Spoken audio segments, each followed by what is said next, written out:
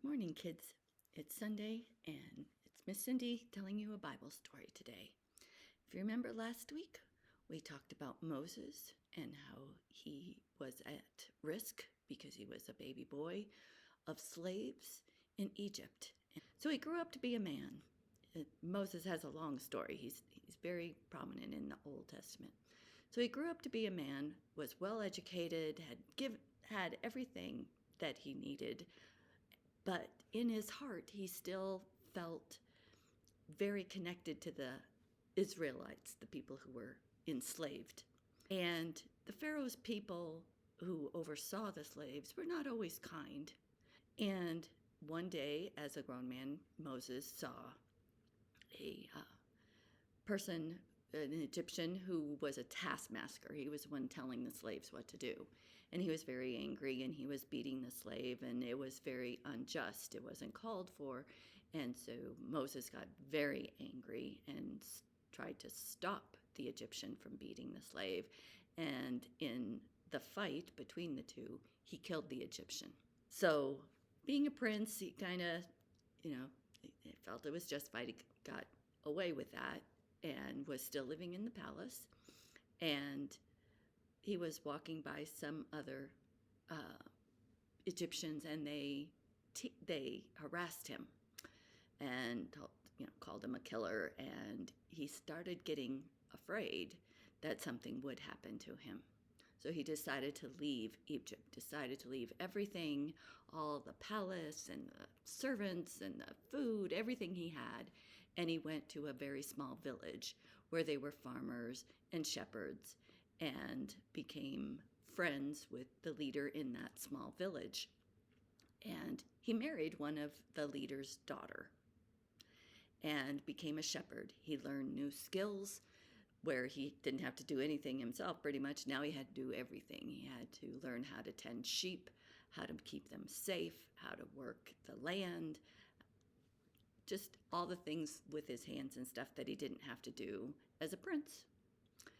But it gave him skills and things that he needed to move to the next phase of his life and his mission from God.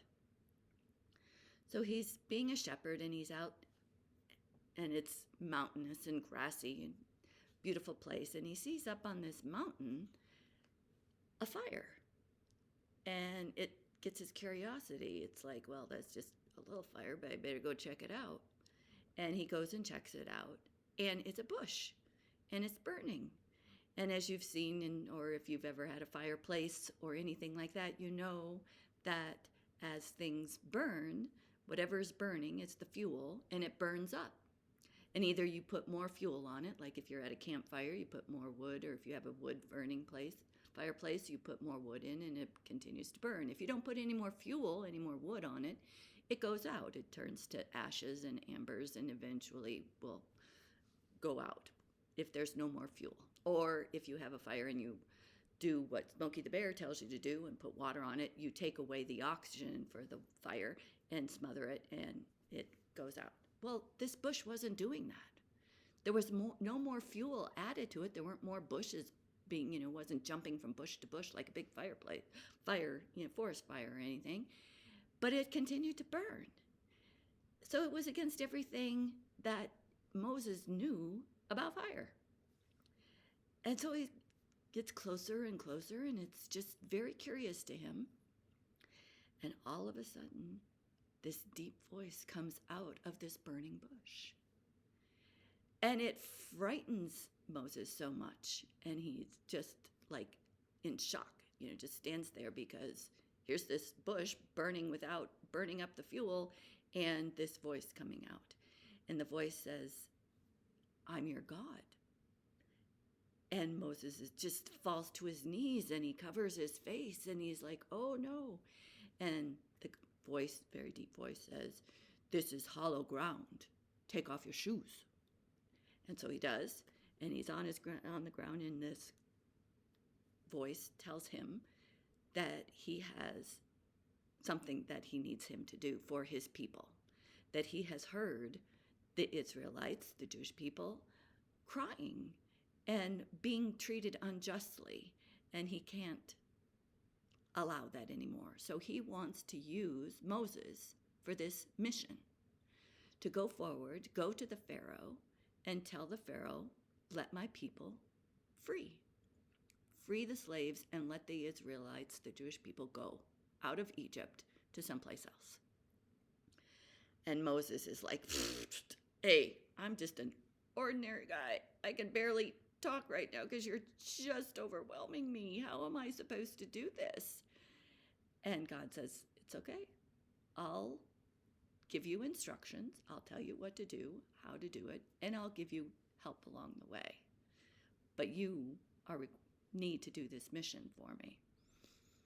And Moses is trying to get out of this because he's just really intimidated. Have you ever felt like mom or dad or teacher gives you a job to do and you're just like, I can't do this. This is too overwhelming. God gives him the instructions. You go to Pharaoh and you tell him to let my people free. And I'm going to send your older brother, Aaron, with you. Because Moses didn't feel like he was a very good speaker, and Aaron was better. He was older and he was better at using his words and talking. So he went. And we're going to talk about that next week. But right now, I just want to talk about how God is in different ways to different people.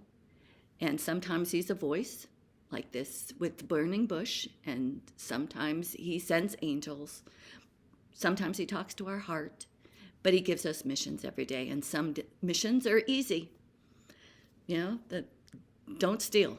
Well, that's pretty easy. We don't steal. Others are harder. You know, honor your mother and father, or when you're angry at them and you don't feel like honoring them because they told you no.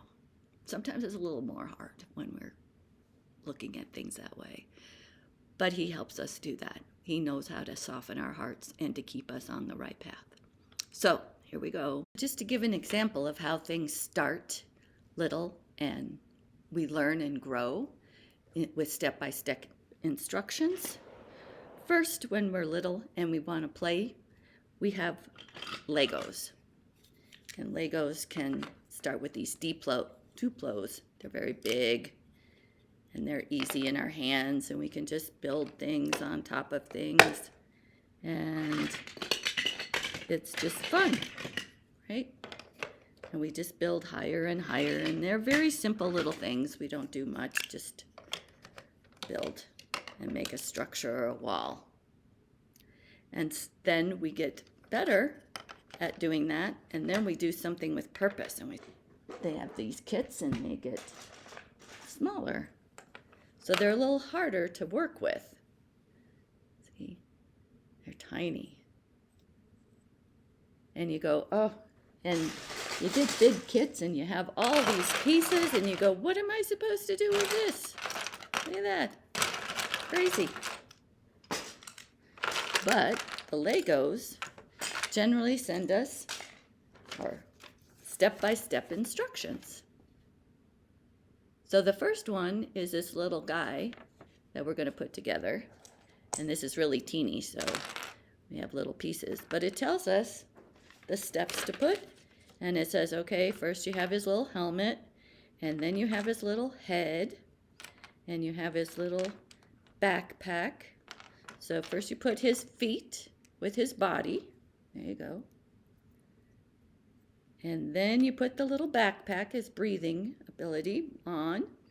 And then you put his little smiley face on. And then you put his helmet on. And you went from a bunch of little pieces to a little guy with your step-in-step instructions. And that was pretty simple, but I don't do Lego, so I had to start simple. But then there's more instructions. And so it says, you know, start with all these things, and then you builds and builds and builds and builds and builds until you have this. So that's how step-by-step instructions go. So for Moses, his step-by-step instructions weren't as clear-cut. He didn't have them in writing per se, but God led him on the way. First, he put him with a mother who wanted to save him and protect him and put him in the basket. and put him in the Nile. He had protections of his older sister and then the protections of the Pharaoh's daughter. And he was raised and was well educated, learned how to read and write and all the things that being in the palace could give him. And then he had a heart that was kind and wanted to save his people. And so he left and learned new skills, how to keep people, sheep and people, safe in a very different environment than the palace. So these were God's way of giving Moses step by step instructions on how to do the next phase of his life that God has given him through the burning bush and the voice of God to go and save his people. If he hadn't had all these building blocks, all these Lego pieces in building, he wouldn't have had the skills to do what he needs to do. And so we need to pay attention that maybe something that we're learning right now may not be important to us right now, but we don't know what God has in store for us and what he's trying to teach us that we may need later down in life. So just want to talk about that and Moses and how his life has gone so far. Miss Val will talk about the next phase of Moses' life. Hey, before I go, we're going to do a quick object lesson. And remember when the bush, which is just an ordinary bush, did an extraordinary thing. It burned without burning itself up because God had it do that, right? It didn't do it on its own. It was God who did that. And when Moses was told what his mission was, that his job was to go and free the people, he said, I'm just an ordinary guy. I can't do this. So here's a way to show how ordinary things, it's a pencil in your hands, which are extraordinary because they're hands and they do great things, but they are going to do something. So you start with your hands, with your thumbs on top of the pencil. And without moving your thumbs off the pencil, you have to turn it so that now your thumbs are underneath the pencil. Does that make sense? So you go from here to here. Now, can you do that? I'm going to give you a few minutes, a few seconds, but you can try doing that, okay? How do you get the pencil from here to here? Because it's just an ordinary pencil, but it can do extraordinary things.